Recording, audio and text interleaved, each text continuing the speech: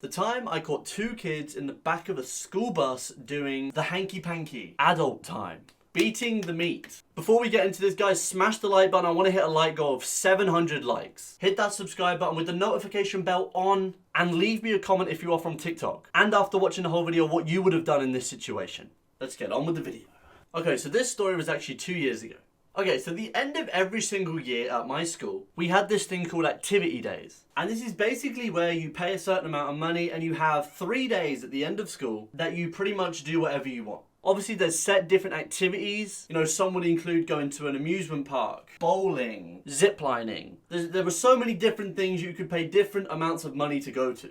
So this one year that I had paid to go to an amusement park for 3 days in a row. It was 3 different amusement parks, all in my area. It was actually Fort Park, Alton Towers, and Drayton Manor.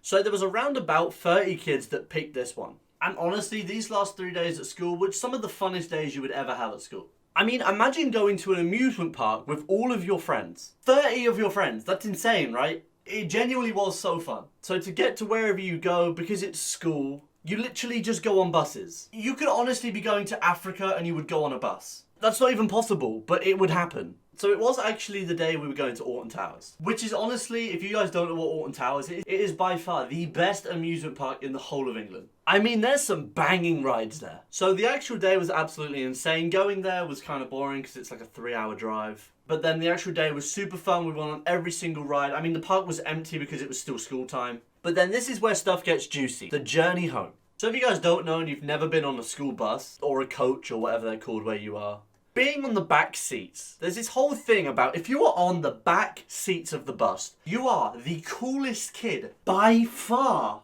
on that bus. You are 12 out of 10 the coolest. So obviously, me being me, I got on the back chair. Also, I was like 6 foot at the time and one of the tallest, so I needed loads of leg space. So I actually sat in the middle of the back row. So on the bus ride home, there is literally nothing going on. It's just as you would do in a school journey, you know, you just got headphones on, you got the occasional chit chat, and then you have like the end of school flirting, where apparently, you know, the whole year that you didn't talk to a single girl, you just grow some confidence and some balls at the end of the year and you start talking to everyone. Yeah, that was happening on this day because it was the very last day. As soon as we got home, we had like, you know, 1.5 to 2 months off school. So being in the middle seat on the back row, I can literally see the whole bus. I mean, I can see everything. I'm like the overseer of the bus. So around about an hour to 2 hours into the drive, I noticed that my friend and his actual crush at the time were sitting next to each other, which was cool. So I was keeping a close eye on them because I know for a fact that he has liked her for like months and has never spoken to her, basically. So today, I guess, with those end of school balls, he was gonna try and do something. So like I said, about an hour into the journey, I see this girl and her hair is kind of, you know, flopping over the side of the chair going into the road. So I instantly am kind of thinking like, hold on, she was sat next to the window.